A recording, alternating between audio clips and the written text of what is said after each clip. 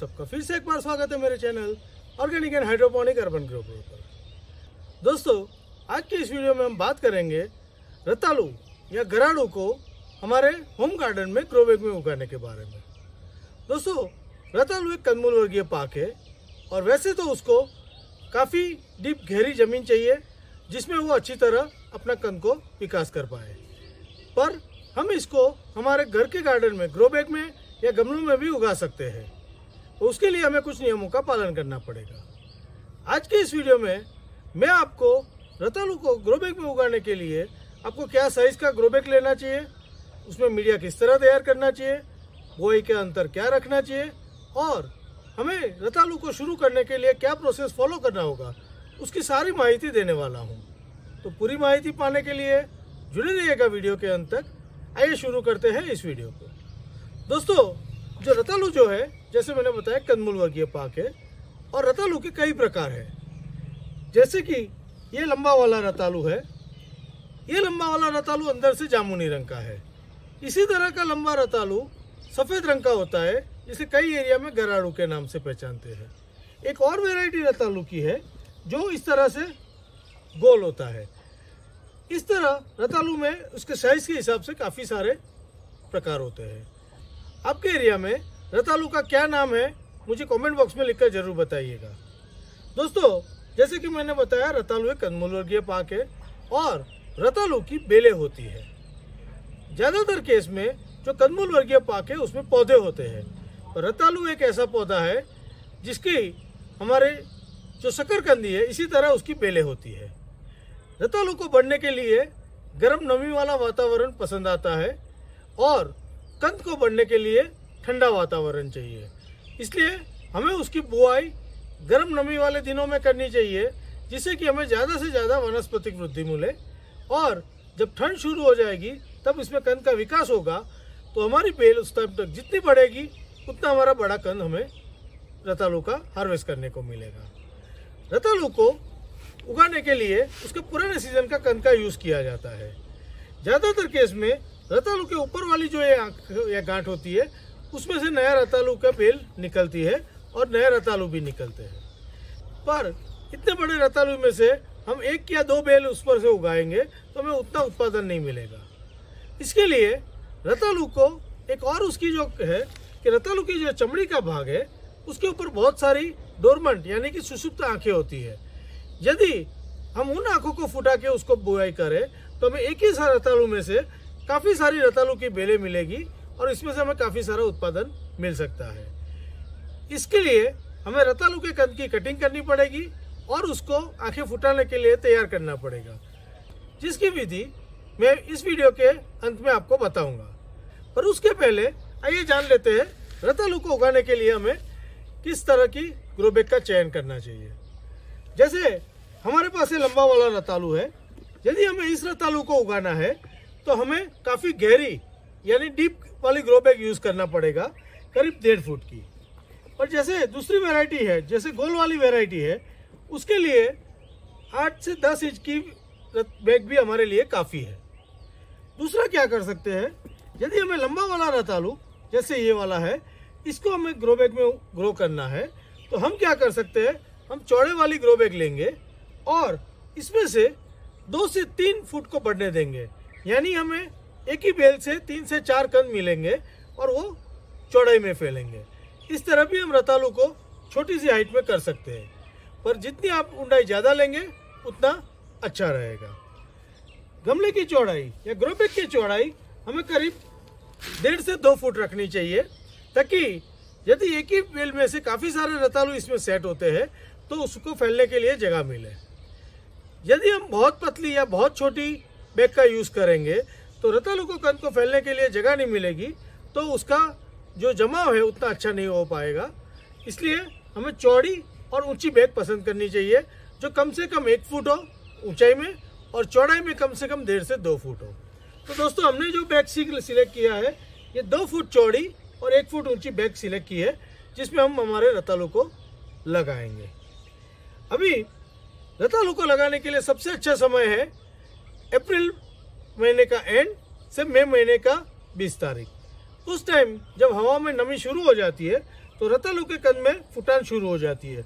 जैसे कि मैं आपको दिखाऊं कि ये जो हमारा रतालू है, आप देख सकते हैं यहाँ फुटान शुरू हो गई है। तो ये सही अवस्था है उसको लगाने के लिए। अभी बड़े रतालू में से छोटा रतालू करके उगाने की विधि जो है उसकी हम बात करेंगे। पहले तो रतालू को लगाने के लिए यदि हमारे रतालू के छोटे छोटे कंद हमारे पास अवेलेबल है तो हम इसे सीधा ही लगा सकते हैं, इसके लिए हमें कोई तैयारी नहीं करनी है। पर यदि हमारा रतालू का कंद बड़ा है और उसको हमें लगाना है तो हमें उसकी कटिंग करनी पड़ेगी। कटिंग करना बहुत ही आसान है। कटिंग करने के वक्त हमें दो चीज़ों का ध्यान रखना है। एक तो इसमें जो रतालू की चमड़ी है उसका एरिया कम से कम 1.5 से 2 चौरस इंच जितना होना चाहिए, यानी करीब 9 से 10 चौरस सेंटीमीटर।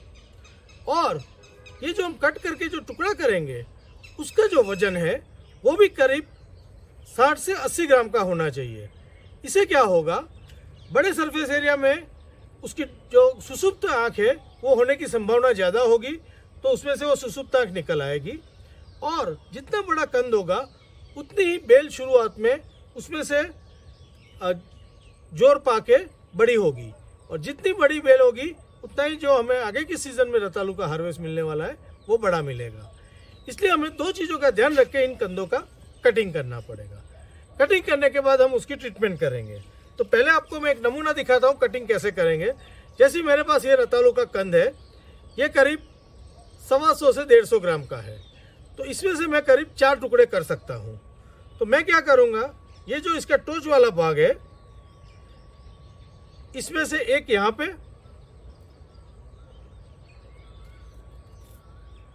इस तरह, दूसरा ये बाजू से,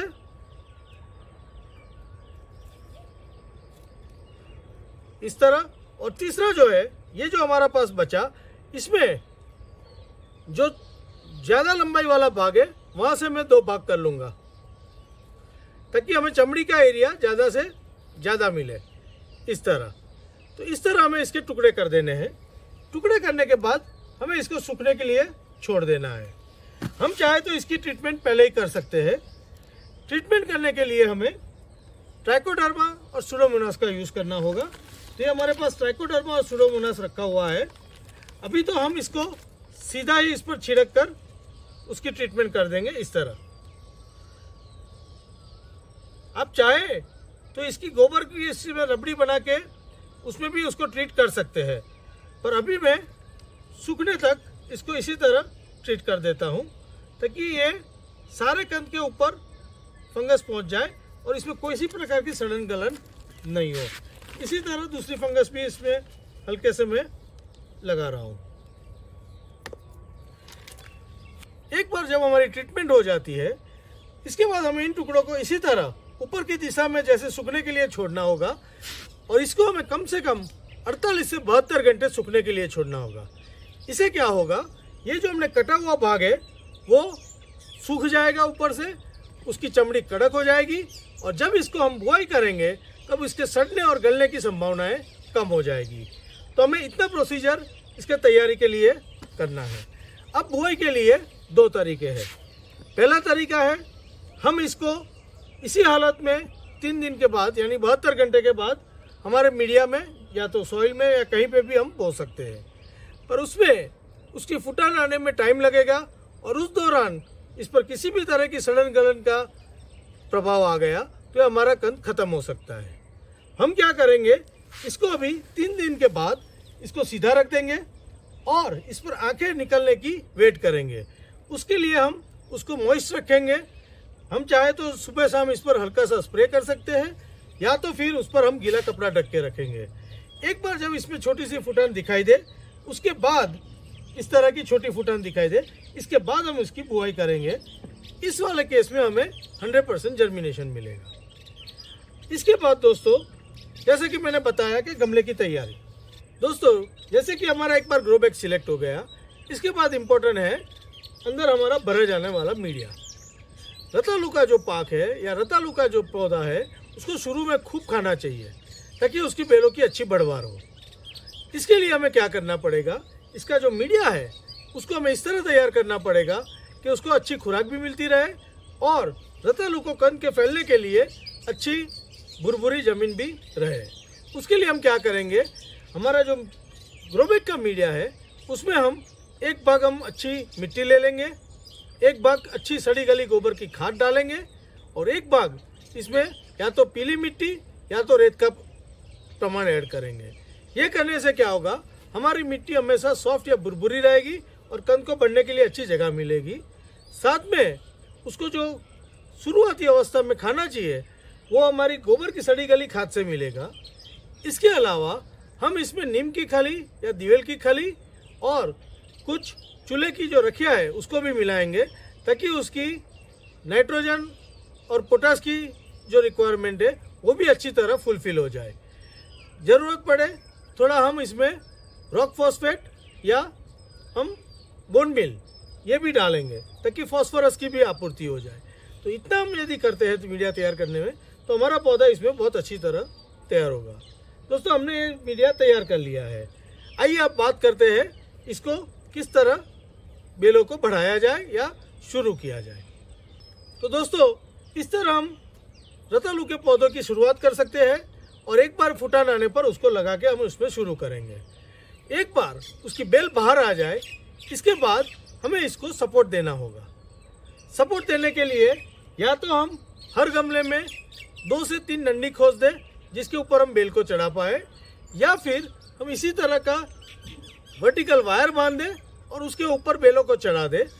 जितना हमारे बेलों में हवा की आवन जावन अच्छी रहेगी और बेलें खुली रहेगी उतना सूरज प्रकाश भी अच्छा ले पाएगी और अपने लिए खुराक भी अच्छे बना पाएगी। ये सब कंडीशन यदि हम मेंटेन करेंगे तो हमें सीज़न के अंत में एक अच्छा सा कंद का हार्वेस्ट मिल सकता है। हम इसको अप्रैल मई में लगाएंगे और इसको करीब सर्दी खत्म होने पर दिसंबर जनवरी में इसकी खुदाई कर सकते हैं।